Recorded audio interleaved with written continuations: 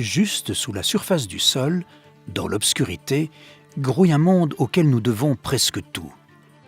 La terre nourricière, source vitale mais fragilisée, appauvrie plus que jamais par la pollution, le tassement. D'un peu partout sur la planète, des alertes sont lancées, appelant sans tarder à un changement de nos méthodes agricoles pour que le sol puisse se régénérer.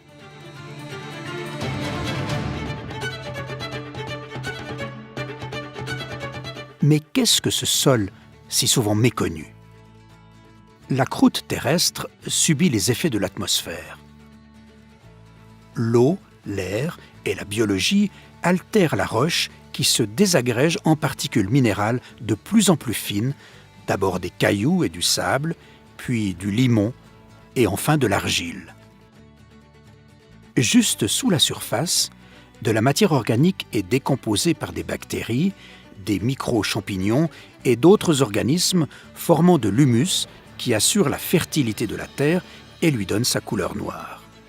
Ensemble, les constituants minéraux et la matière organique composent la base du sol, la structure dans laquelle les végétaux vont se fixer et puiser, grâce à leurs racines, l'eau et les éléments nutritifs dont ils ont besoin pour croître.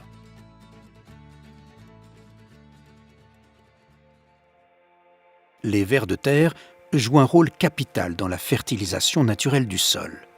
Ils mélangent la terre dans leurs tubes digestifs, où les matières organiques et minérales sont liées au cours du transit pour former des agrégats chargés en nutriments. Les vers ont également un rôle de véritables ingénieurs dans la structure du sol. Les galeries qu'ils creusent peuvent mesurer des centaines de mètres pour un seul mètre cube de terre et aménager ainsi des habitats pour d'autres organismes. En plus, élément fondamental, ces galeries assurent l'écoulement des eaux de pluie, l'aération du terrain et facilitent l'enracinement des végétaux. Car les végétaux ont besoin d'une terre poreuse et riche en nutriments pour assurer leur croissance. Mais cette terre vivante est très fragile et peut rapidement être détruite lorsque l'activité humaine est inadéquate. La pratique ancestrale du labour est aujourd'hui combattue. C'est quelques centimètres sous la surface du sol que la vie favorable à la croissance végétale s'organise. Les couches ne doivent pas être mélangées car chacune abrite une population de micro-organismes bien déterminée.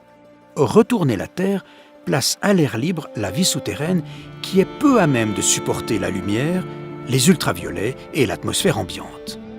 Et la terre, tassée sous le poids des machines agricoles, se compacte en mottes de plus en plus dures qui empêchent l'eau de s'infiltrer.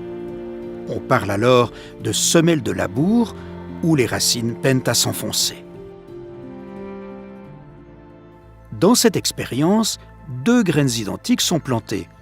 L'une dans une terre riche, à gauche, qui a été prélevée proche de la surface du sol, la seconde à droite, dans une terre extraite d'un sol plus profond, manquant de porosité et que peu d'organismes vivants habitent. La terre riche permet aux racines de se déployer en de nombreuses ramifications qui rendront la plante plus solide. Globalement, les modes de production agricoles dont nous avons hérité mettent en péril les ressources alimentaires, l'environnement et la biodiversité. Un déboisement massif a lieu partout sur la planète, comme ici en Amazonie.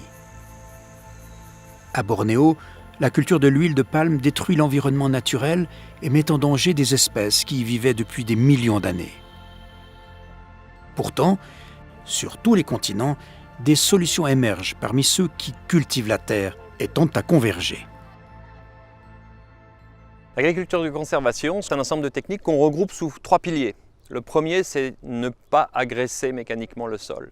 Donc on va plus particulièrement éviter de labourer et éviter globalement toutes les opérations mécaniques.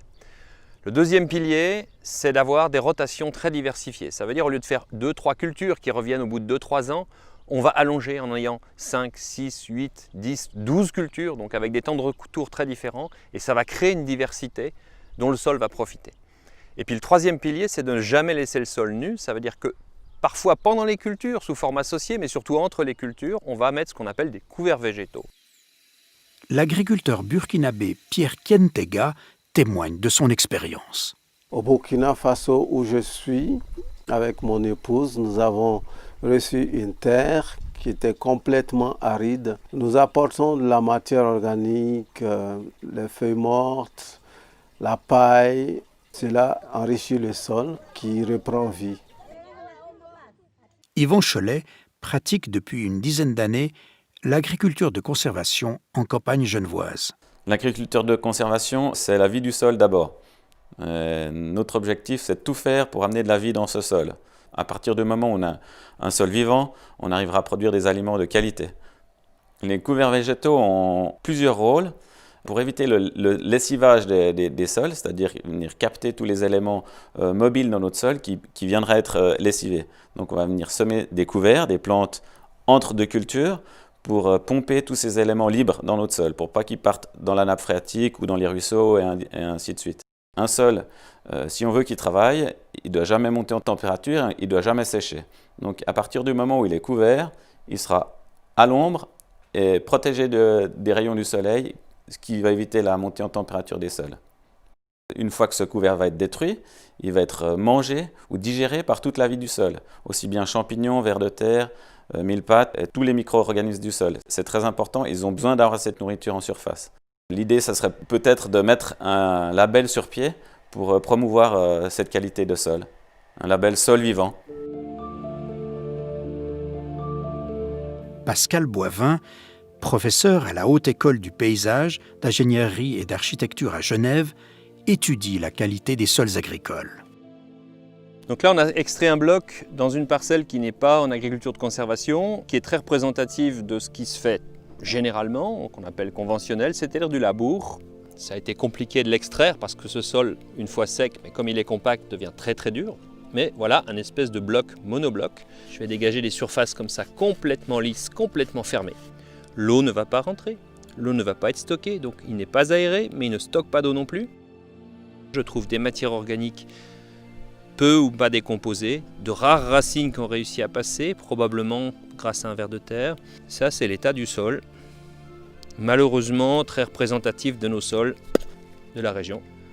Par comparaison, le même sol, en agriculture de conservation depuis une dizaine d'années, le voilà. On n'a pas réussi à amener un gros bloc, parce qu'il s'émiette naturellement. Si je le prends, j'exerce à peine un effort. L'ensemble va se déliter et avec des agrégats qui peuvent être extrêmement poreux, extrêmement fins.